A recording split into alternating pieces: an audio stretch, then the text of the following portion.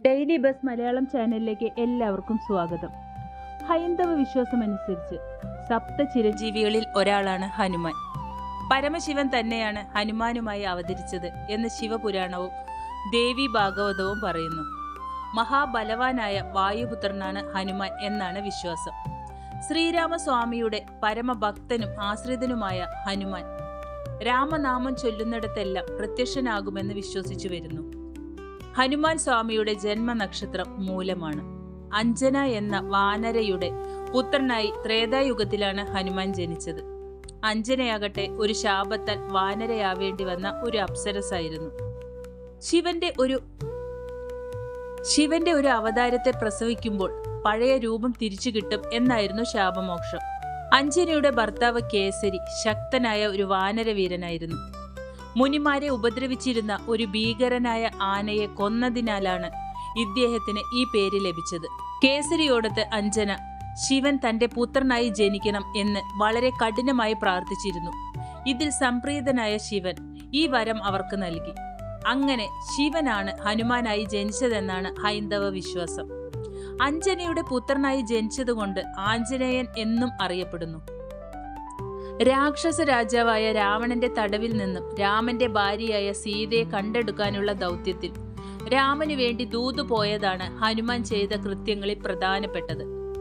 രാമരാവണ യുദ്ധത്തിൽ ദാരുണമായി മുറിവേറ്റ രാമന്റെ സഹോദരൻ ലക്ഷ്മണനെ സുഖപ്പെടുത്തുന്നതിനായി ഹനുമാൻ ഹിമാലയത്തിലേക്ക് പറക്കുകയും ഔഷധ സസ്യങ്ങൾ നിറഞ്ഞ മരുത്വമല വഹിച്ചുകൊണ്ട് തിരികെ വരികയും ചെയ്തു. സംശയാതീതമായ ദൃഢഭക്തിയുടെ ഉത്തമോദാഹരണമായി ഹനുമാൻ പരക്കെ അംഗീകരിക്കപ്പെട്ടു. ഒരു വാനര രൂപത്തിൽ ആരാധിക്കപ്പെടുന്ന ഇദ്ദേഹം തന്റെ ബുദ്ധിശക്തി കൊണ്ടും രാമനോടുള്ള വിശ്വസ്തത കൊണ്ടും ഹിന്ദു വിശ്വാസത്തിൽ പ്രധാനപ്പെട്ടൊരു ദേവനായി അറിയപ്പെടുന്നു.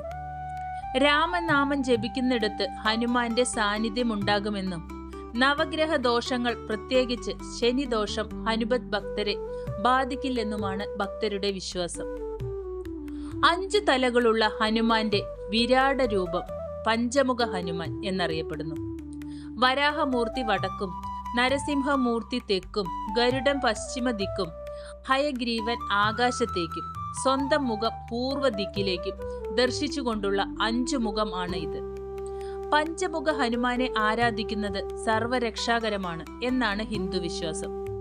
അഹിമഹി രാവണന്മാരെ നിഗ്രഹിച്ചു പാതാളത്തിൽ നിന്നും രാമലക്ഷ്മണന്മാരെ മോചിപ്പിക്കാൻ ആണ് ഹനുമാൻ ഈ ഉഗ്രരൂപം സ്വീകരിച്ചത് എന്ന് കഥ. പൊതുവെ എല്ലാ വിഭാഗത്തിൽപ്പെട്ട ഹൈന്ദവർക്കും ഇഷ്ട ആരാധനാമൂർത്തിയാണ് ശ്രീ ഹനുമാൻ സ്വാമി.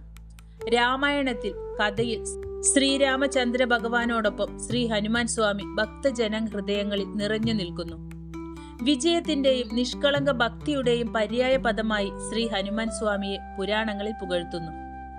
ജീവിതത്തിൽ വിജയം കൈവരിക്കാൻ ഒരാൾക്ക് ബലം, ബുദ്ധിശക്തി, പരിശ്രമം, ആത്മാർത്ഥത, നിഷ്കളങ്കത എന്നിവ ആവശ്യമാണെന്ന് ശ്രീ ഹനുമാൻ സ്വാമിയുടെ കഥ നമ്മളെ ഓർമ്മിപ്പിക്കുന്നു.